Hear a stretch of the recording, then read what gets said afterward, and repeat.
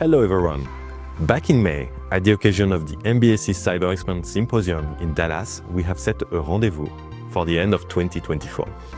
And today, I'm excited to announce that we are officially launching the Early Experience Program for SysML v2, a major milestone in our journey to redefine model-based systems engineering.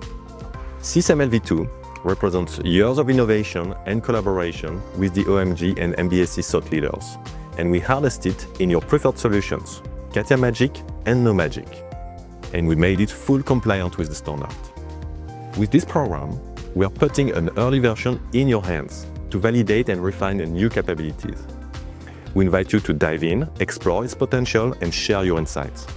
To support you, we've provided detailed resources and access to a dedicated community to make your experience smooth and productive. Your input will shape the future of our solutions and the field of systems engineering.